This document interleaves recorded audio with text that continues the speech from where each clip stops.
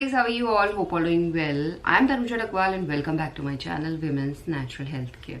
So guys देखिए, generally जो महिलाओं का ओव्यूलेशन होता है वो पीरियड साइकिल लेंथ के मिड में होता है, बीच में होता है। यानी ज़्यादातर चांसेस होते हैं अगर आपकी पीरियड साइकिल ठीक है, नॉर्मल है, तो आपकी ओवरी से अंडा रिलीज हो जाएगा पीरियड साइकिल लेंथ के 10वें दिन से लेके 20वें दिन के बीच में। हर महीने महिलाओं की सिर्फ एक ओवरी से अंडा रिलीज होता है।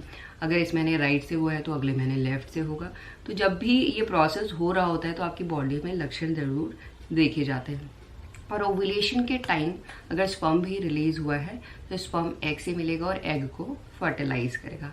एग फर्टिलाइज होने में कम से कम जिस दिन आपका ओव्यूलेशन हुआ है उसी दिन एग फर्टिलाइज हो जाता है। ज़्यादा से ज़्यादा 24 घंटे का टाइम लगता है। यानी ओव्यूलेशन के दिन से लेके 24 घंटे के अंदर एग फर्टिलाइज हो जाता है। बट एग फर्टिलाइज होने के बाद फर्टिलाइज एग को इम्प्लांट होता है यूट्रन लाइनिंग में, तभी जाके महिलाओं को प्रेगनेंसी कंसीव होती है। तो यूट्रन लाइनिंग में इम्प्लांट होने में फर्टिलाइज एग को लगता है कम से कम 7 दिन का टाइम, ज़्यादा से ज़्यादा 14 दिन का टाइम। इस बीच में ओव्यूलेशन के बाद बच्चा इम्प्लांट हो जाता है, यानी जो फर्टिलाइज हुआ है एग वो सफलतापूर्वक यूट्रन लाइनिंग में इम्प्लांट हो जाता है। देखिए, अंडा होता है फैलोपियन ट्यूब में, तो अंडा फैलोपियन ट्यूब में ही फर्टिलाइज होता है। उसके बाद वो बहुत से सेल्स में डिवाइड होना शुरू हो जाता है। ये प्रोसेस सब फैलोपियन ट्यूब में ही चल रही होती है। जब वो मूव करता है तो बन जाता है मॉरुला, और मॉरुला जब फैलोपियन ट्यूब से मूव करके पहुंचता है यूट्रस के एंड पॉइंट पे बन जाता है ब्लास्टोसिस्ट, और ब्लास्टोसिस्ट इम्प्लांट होता है, बरो होता है यूट्रन लाइनिंग में। तो इस प्रोसेस को कंप्लीट होने में ओव्यूलेशन के बाद 7 से लेके 14 दिन का टाइम लगता है, और इस टाइम पे हर महिला का इम्प्लांटेशन सफल हो जाता है। यानी इस टाइम पीरियड पे अगर महिलाओं को प्रेगनेंसी कंसीव होनी होती है तो हो जाती है।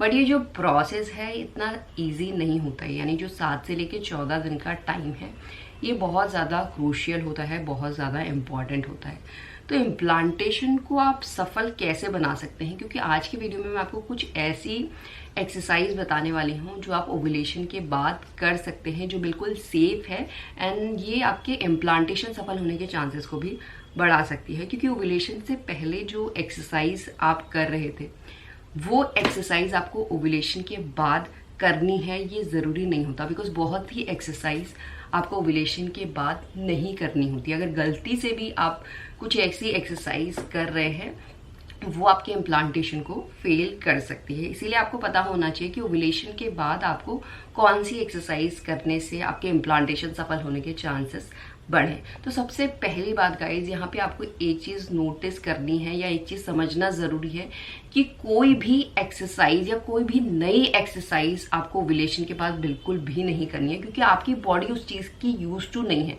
तो आपकी बॉडी अगर यूज टू नहीं है तो उसका नेगेटिव इम्पैक्ट आपकी बॉडी में हो सकता है। क्योंकि अगर आप अचानक से ओव्यूलेशन के बाद एक्सरसाइज करना शुरू कर दे रहे हैं इम्प्लांटेशन को सफल करने के चक्कर में, तो इसका नेगेटिव इम्पैक्ट हो सकता है। तो इसीलिए अपनी बॉडी को आपको इस तरीके से बनाना है कि अगर आप कोई एक्सरसाइज कर रहे हैं तो उसका कोई नेगेटिव इम्पैक्ट ना हो। तो उसके लिए आपको पहले से ही एक्सरसाइज करना जरूरी है।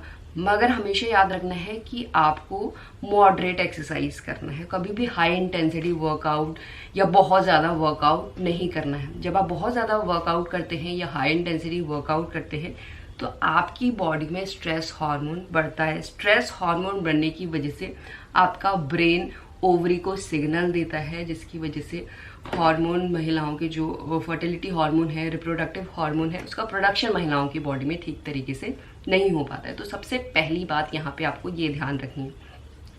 तो ओव्यूलेशन के बाद अगर आपको leg of the wall pose भी आप कर रहे हैं तो ऐसा नहीं है कि ओव्यूलेशन के बाद ही आपको leg of the wall pose करना है। आपको ओव्यूलेशन से पहले भी leg of the wall pose करना है, ताकि आपकी बॉडी उस एक्सरसाइज के लिए यूज टू रहे। और ओव्यूलेशन के बाद leg of the wall pose करना बिल्कुल सेफ है, जिसे हम विपरीत करनी आसना भी कहते हैं। ये आपके इम्प्लांटेशन सफल होने के चांसेस को बढ़ाता है, क्योंकि जब अपने लेग को आप 10 to 15 मिनट्स के लिए होल्ड करते हैं तो ये महिलाओं के रिप्रोडक्टिव ऑर्गन्स में ब्लड फ्लो को बढ़ाता है, और यूट्रस में जितना अच्छा ब्लड फ्लो होगा उतने अच्छे चांसेस होते हैं इम्प्लांटेशन सफल होने के। इतनी अच्छी तरीके से यूट्रन लाइनिंग थिकन होती है ताकि बच्चा उस लाइनिंग में अच्छी तरीके से इम्प्लांट हो पाए। तो पहला है कि आप विपरीत करनी आसना कर सकते हैं।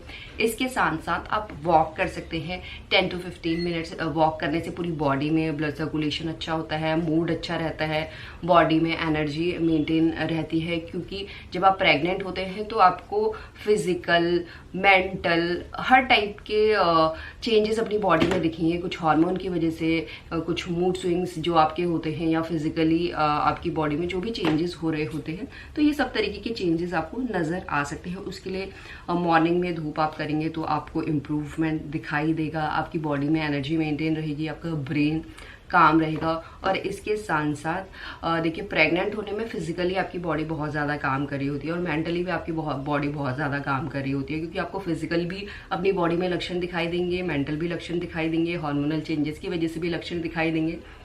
तो यहाँ पे अपने स्ट्रेस को कंट्रोल करना बहुत ज़्यादा ज़रूरी है, और इस स्ट्रेस को कंट्रोल करने के लिए आप कर सकते हैं भ्रमरी प्राणायाम, जो बहुत ही नॉर्मल सा प्राणायाम है।